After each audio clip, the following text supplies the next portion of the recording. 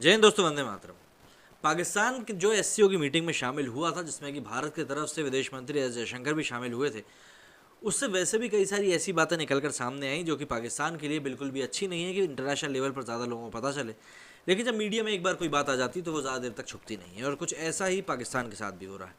अब वहाँ पर भारत भी मौजूद था, तो जाहिर सी बात है कुछ देशों को पाकिस्तान से दूरी बनानी ही थी। क्योंकि अगर भारत और पाकिस्तान के बीच की कंपैरिजन की बात करें तो दुनिया के कई सारे ऐसे देश हैं जो कि नहीं चाहते कि पाकिस्तान के कारण भारत उनसे नाराज़ हो। क्योंकि जिस प्रकार का मार्केट साइज भारत का है और जिस प्रकार का पैसा लोग भारत से कमा सकते हैं, पाकिस्तान से तो उम्मीद भी नहीं की जा सकती, जो कि अभी एक बार फिर से दुनिया भर में भीख मांगने के लिए भटक रहा है। अब ऐसे में रशिया के फॉरेन मिनिस्टर ने क्या कुछ किया है वो जरा जान लेते हैं इस वीडियो। पिछले हफ्ते उज्बेकिस्तान की राजधानी ताशकंद में शंघाई कोऑपरेशन ऑर्गेनाइजेशन एससीओ के 8 परमानेंट मेंबर्स के विदेश मंत्रियों की मीटिंग हुई।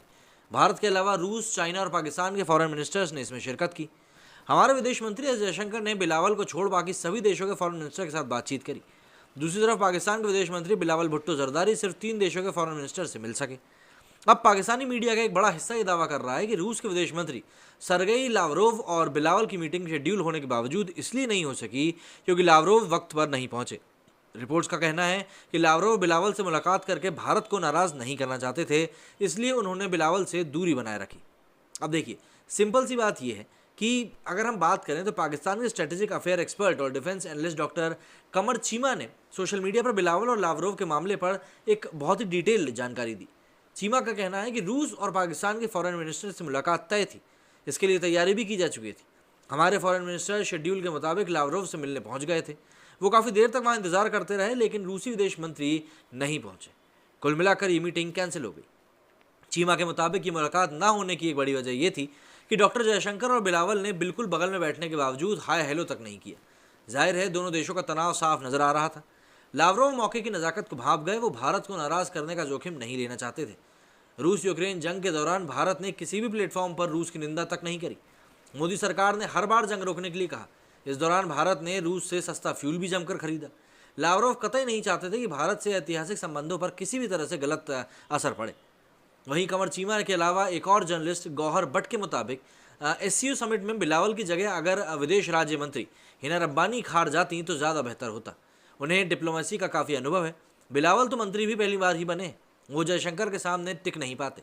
बट कहते हैं कि एससीओ बेहद अहम प्लेटफॉर्म है।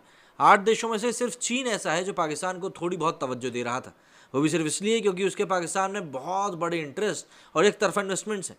ऐसे में हिना वहाँ मौजूद होती तो शायद कुछ फ़र्क ज़रूर पड़ता। चीमा के मुताबिक बड़ा सवाल तो ये है कि अगले महीने 15 और 16 सितंबर को जब उज्बेकिस्तान के समरकंद में ही एससीओ के हेड ऑफ द स्टेट्स की मीटिंग होगी, तो क्या शहबाज शरीफ और नरेंद्र मोदी हाथ भी मिलाएंगे? जब विदेश मंत्री नहीं मिले तो क्या प्रधानमंत्री मिल पाएंगे? इसकी उम्मीद काफ़ी कम है। एससीओ के लिए अगला महीना यानी सितंबर बहुत अहम होने जा रहा है। सभी 8 देशों के राष्ट्र प्रमुख उज्बेकिस्तान के समरकंद में जुटेंगे।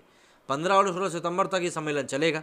इस मीटिंग में चीन के राष्ट्रपति शी जिनपिंग और पाकिस्तान के प्रधानमंत्री शहबाज शरीफ के अलावा रूस के राष्ट्रपति व्लादिमीर पुतिन भी हिस्सा ले सकते हैं।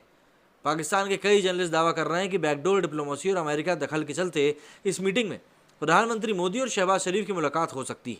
हालांकि तस्वीर का दूसरा पहलू यह भी है कि पाकिस्तान में भारी सियासी उथल पुथल के बीच शरीफ की कुर्सी किसी भी वक्त जा सकती है। अगर हम एससीओ में शामिल देशों की बात करें तो इसमें भारत और चीन के अलावा रूस, कजाकिस्तान, किर्गिस्तान, उज्बेकिस्तान, ताजिकिस्तान और पाकिस्तान शामिल है। इसके अलावा 4 ऑब्जर्वर नेशंस भी हैं। लेकिन इस पूरी मीटिंग में ही जो ये बेइज्जती की बात बार बार निकल कर आ रही है, जो कि इस समय पाकिस्तान की हुई है, वो वाकई में पाकिस्तान के लिए किसी शर्म से कम नहीं है। आप लोगों का इस बारे में क्या कहना है मुझे कमेंट करके ज़रूर बताएं। मेरे स्टूडियो फिलहाल इतना ही। जय हिंद, जय भारत।